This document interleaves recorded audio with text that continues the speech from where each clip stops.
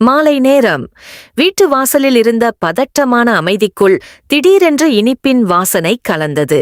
கையில் ஸ்வீட் பெட்டியுடன் முகம் முழுக்க சந்தோஷத்தோடு மீனா உள்ளே வந்தாள். மாமா, இதோ முதல்ல நீங்க சாப்பிடணும் என்று அவள் இனிப்பை அண்ணாமலையின் கையில் கொடுத்தவுடன் அவர் ஆச்சரியமாக அவளை பார்த்தார். என்னம்மா மீனா, நீ இனிப்பு எடுத்து வந்து கொடுக்கறேன்னா கண்டிப்பா ஏதாவது நல்ல விஷயம் இருக்கும் என்று சிரித்தபடி கேட்டார். அந்த நேரத்திலேயே விஜயா முகத்தை சுளிச்சுக்கிட்டு சோஃபாவிலிருந்து எழுந்து, இங்க வீடே கைக்கு போயிடும்னு கவலையா இருக்குது, ஆனா உங்களுக்கு இனிப்பு கொண்டாட்டமா, நான் தினமும் மனசு எரிஞ்சு கிடக்கிறேன் என்று கோபத்தோடு பேசினாள். ஆனால் அண்ணாமலை அமைதியாக, அவளை விடுடா, அவளுக்கு இப்போ கோபம்தான் தெரியும், யாரு நல்லது பண்றாங்கன்னு புரிஞ்சிக்கிற மனநிலையே இல்ல என்று சொல்லிவிட்டு மீனாவை பார்த்தார். அதற்கு பிறகுதான் மீனா மெதுவாக, மாமா, எனக்கு ஒரு பெரிய கல்யாண மண்டப அலங்கார ஆர்டர் கிடைச்சிருக்கு என்று சொன்னாள். அந்த வார்த்தை வீட்டுக்குள்ள இருந்த சோக காற்றையே ஒரு நிமிஷம் மாற்றியது.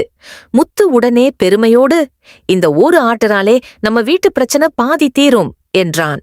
விஜயா அதை கேட்டு சிரித்தபடி, அடடா, ஒரு பூ அலங்காரம் பண்றதாலே லட்சக்கணக்குல காசு விழுமா என்று கேலி செய்தாள். ஆனால் முத்து அமைதியாக எல்லாவற்றையும் விளக்க ஆரம்பித்தான். அது சாதாரண கல்யாணம் இல்லை, ஒரு பெரிய அரசியல்வாதியின் குடும்ப கல்யாணம். நகரமெங்கும் பேசப்படும் அளவுக்கு பிரம்மாண்டமாக நடத்தப்பட இருக்கும் திருமணம். கிரிக்கெட் ஸ்டேடியம் முழுக்க அலங்காரம் செய்ய வேண்டிய வேலை. அந்த ஆர்டர் முதலில் வேறொருவருக்கு போயிருந்தாலும் கடைசி நேரத்தில் ஏற்பட்ட விபத்தால் அது நிறுத்தப்பட்டு மீனாவிடம் வந்து சேர்ந்திருந்தது. மீனா அந்த ஆர்டரை எப்படி பெற்றாள் என்பதையும் முத்து பெருமையோடு சொன்னான். மாமா, எல்லாரும் பயந்து நிக்கும்போது மீனா மட்டும்தான் நம்பிக்கையா மினிஸ்டரை நேரா போய் பார்த்தா. என்கிட்ட ஆளுங்க இருக்காங்க, நாங்க இந்த வேலையை சரியாக முடிப்போம்னு தைரியமா சொன்னா அதான் அவருக்கும் நம்பிக்கை வந்துருச்சு என்றான். அண்ணாமலை கண்கள் நெகிழ்ந்தது. எவ்வளவு பெரிய மனசு இந்த பொண்ணுக்கு என்று உள்ளுக்குள் நினைத்தார். ஆனால் விஜயா இன்னும் சந்தேகத்தோடு, அடடே, இவ்வளவு பேர் வேலை பார்க்கணும்னா காசெல்லாம் செலவாயிடுமே என்று கேட்டாள். அதற்குள் முத்து இன்னொரு விஷயத்த சொன்னான். மீனாவோட கூட வேலை செய்யற எல்லாரும் அவள கஷ்டத்தை புரிஞ்சுக்கிட்டாங்க. இந்த வேலையில வரும் பணத்தை நீ வீட்டுக்காக வச்சுக்கோன்னு சொல்லிட்டு ஃப்ரீயா வேலை செய்ய தயாரா இருக்கிறாங்க. அந்த வார்த்தையை கேட்டதும் அண்ணாமலைக்கு கண்களில் நீர் திரண்டது. வாழ்க்கையில் பணம் இல்லாமல் தவிக்கும்போது யாரும் உதவ மாட்டார்கள் என்று நினைத்திருந்த அவருக்கு இது பெரிய அதிசயமாக இருந்தது. ஆனால் மீனா அங்கேயும் தன்னை பற்றி பெருமை பேசாமல், எல்லாரும் நல்ல மனசுலதான் உதவி செய்றாங்க மாமா என்று அமைதியாகச் சொன்னாள். அந்த அமைதிக்குள்ளே அவள் மனதில் இருந்த பயம் யாருக்கும் தெரியவில்லை.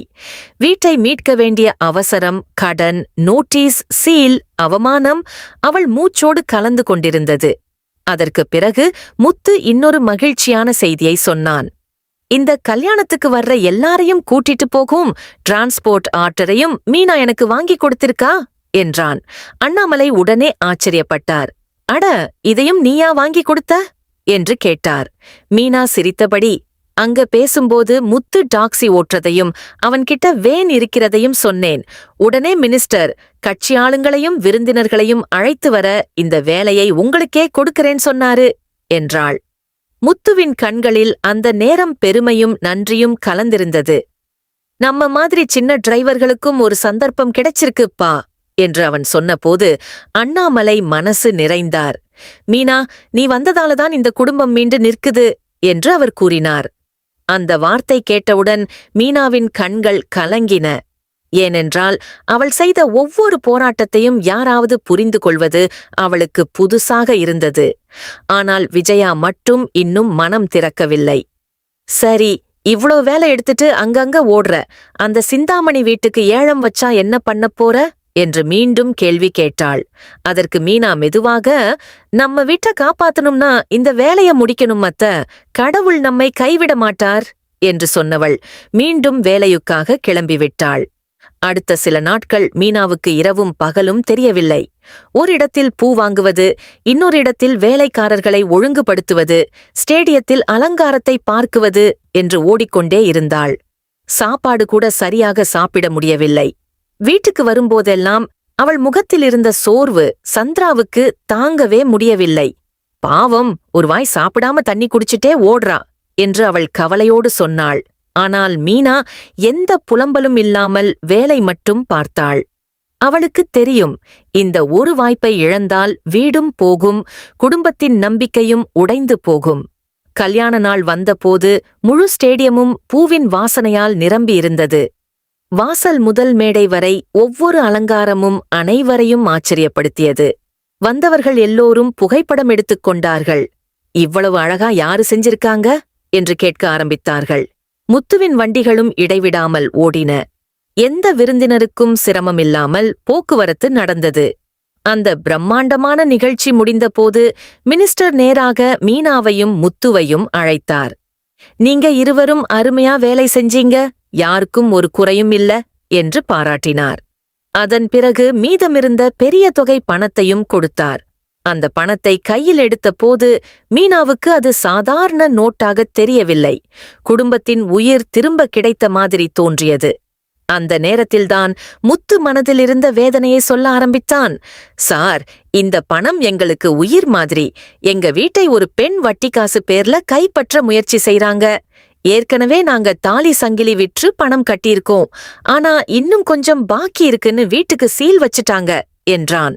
மினிஸ்டர் முகம் உடனே மாறியது. என்னடா இது, உங்க மாதிரி உழைக்கிறவங்களுக்கு இவ்வளவு தொந்தரவு கொடுக்கறாங்களா என்று கோபமாக கேட்டார். அவர் உடனே தனது ஆள்களிடம் பேசினார். அந்த விஷயம் இப்பவே முடிஞ்சிருக்கணும், வீட்டை உடனே கிளியர் பண்ணுங்க என்று கட்டளையிட்டார். மீனாவும் முத்துவும் அதை கேட்டபோது நம்பவே முடியவில்லை. வாழ்க்கை முழுக்க தங்களை யாரும் கேட்க மாட்டார்கள் என்று நினைத்திருந்த நேரத்தில் ஒரு பெரிய மனிதர் தங்களுக்காக நிற்பது அவர்களுக்கு பெரிய ஆறுதலாக இருந்தது.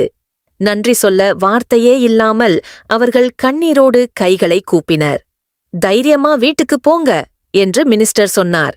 அந்த மாலை மீனா, முத்து, அண்ணாமலை, விஜயா எல்லாரும் சேர்ந்து பழைய வீட்டுக்கு புறப்பட்டார்கள். ஆனால் விஜயா இன்னும் பயத்திலேயே இருந்தாள்.